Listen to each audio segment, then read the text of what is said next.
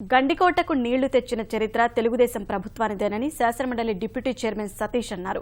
కడప ప్రాజెక్టులపై ఏనాడు మాట్లాడని జగన్ పులివెందుల నియోజకవర్గంలోని 1000 ఎకరాలకు నీళ్లు ఇవ్వనున్న తరుణంలో ప్రభుత్వాన్ని విమర్శించడం తగదని మండిపడ్డారు.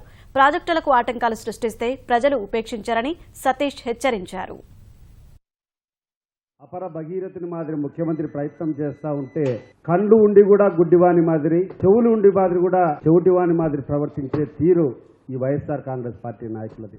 పోలవరం రాజశేఖర రెడ్డే పూర్తి చేసినాడు, రాజశేఖర రెడ్డే కారకుడు అని అంటున్నావు. నువ్వు 80% పనులు చేశా అని చెప్తున్నావు. ఎవరైనా తల దగ్గర నుంచి హెడ్ వర్క్స్ కంప్లీట్ చేసి కెనాల్ సిస్టమ్ కానీ, డిస్ట్రిబ్యూటరీ సిస్టమ్ కానీ, మైనర్స్ కానీ ఒక పద్ధతి ప్రకారం ఒక ప్రాజెక్ట్ జరుగుతుంది. నీ హయాంలో ఎవడు కమిషన్ ఇస్తా అంటే ఆ కమిషన్ ఇచ్చినటువంటి కాంట్రాక్టులకు అందరికీ ఇచ్చావు. ఈ రోజు జగన్మోహన్ రెడ్డి సమాధానం చెప్పాలా అంటే ఎక్కడ సులభంగా డబ్బులు వస్తాయో వాళ్ళకి అందరికి ఇచ్చినారు కాబట్టే ఈ రోజు వాళ్ళు పెట్టేటువంటి ఖర్చు అంతా దుర్వినియోగం అయిపోయింది.